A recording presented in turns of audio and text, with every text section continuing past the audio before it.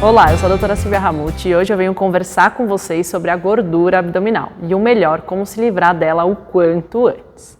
Bom, a gente sabe que cada vez mais se tornou uma tarefa mais difícil se manter aí com um peso adequado. Então, quando a gente vê aí os indivíduos aí da população brasileira, a gente vê que quase metade dessa população já se encontra acima do peso, apresentando aí sobrepeso, obesidade grau 1, grau 2 e grau 3. E esses indivíduos são propensos sim a apresentar esse aumento de gordura abdominal.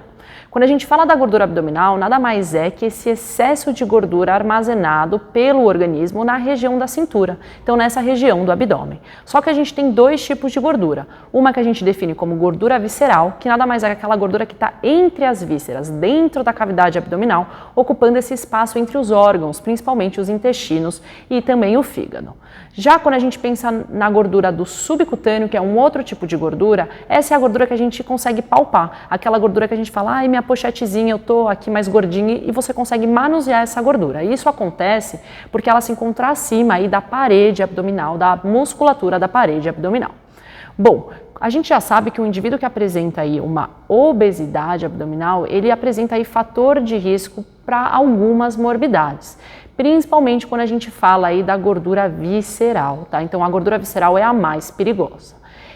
Por que a gente já tem esse link, né, entre a gordura visceral e o surgimento aí de doenças cardiovasculares, principalmente aí de infartos e de derrames? Porque esses indivíduos eles são mais propensos a apresentarem aí um aumento desse triglicérides, um aumento à resistência à insulina e, por consequência, um aumento dessa glicemia. E também esses indivíduos são propensos ao acúmulo dessa gordura no fígado e, por consequência, prejudicar aí a ação desse órgão. Tá? Então, por consequência, prejudicando o metabolismo de gorduras ou prejudicando até mesmo a formação de algumas substâncias como vitaminas e hormônios. Bom, então o que fazer para saber, né, se você apresenta aí esse risco aumentado ou não? Uma coisa que você pode fazer na sua própria casa, que você só vai precisar de uma fita métrica, é aferir essa circunferência abdominal. Indivíduos do sexo feminino que apresentam aí uma circunferência abdominal maior que 88 centímetros, eles demandam aí de maior atenção. E já no caso do sexo masculino, maior que 102 centímetros, também demandam atenção e é interessante você procurar o seu médico para orientação adequada. Bom, mas então o que fazer para conseguir diminuir essa gordura da região do abdômen? Então, não tem como, a gente tem que pensar em dois pilares. Um deles a gente tem que pensar na questão da alimentação e no caso, se você estiver acima desse peso, sim, tem que ser uma alimentação onde ocorra um emagrecimento e associado a gente tem que pensar nessa atividade física para a gente conseguir aumentar esse gasto energético e essa demanda de energia desse organismo diariamente. Numa alimentação, não tem como, ainda mais se você está visando emagrecimento, tem que ter a redução e até a exclusão desses carboidratos simples, na questão de açúcares, de doces, de alimentos ultraprocessados e fast foods e, por consequência, um aumento de ingestas de saladas, de verduras, de legumes, de fibras e de proteínas, que são de essencial importância para um funcionamento adequado de um organismo. Além disso, a gente também pode se favorecer através de alguns ativos que têm um efeito aí de acelerar esse metabolismo, que é o que a gente chama aí de termogênico.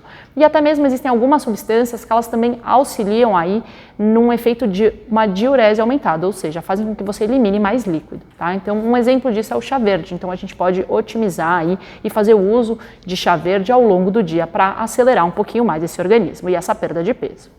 Já quando a gente pensa na questão da atividade física, não tem como. A primeira coisa é a gente ter uma regularidade, tá? Para a gente ter aí algum efeito benéfico com a atividade física, a gente tem que ter regularidade. E para isso tem que ser realizado 3 vezes na semana.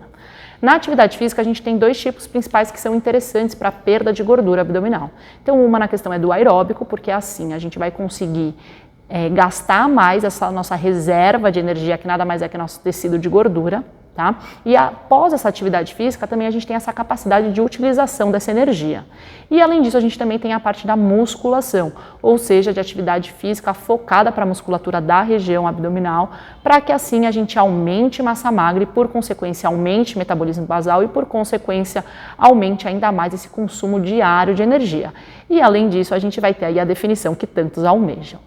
Bom, acho que por hoje é só. Espero que você tenha gostado desse vídeo e se tem mais algum outro tema que você gostaria de saber um pouquinho mais sobre saúde, não esqueça de comentar aqui comigo. Tchau, tchau, até uma próxima.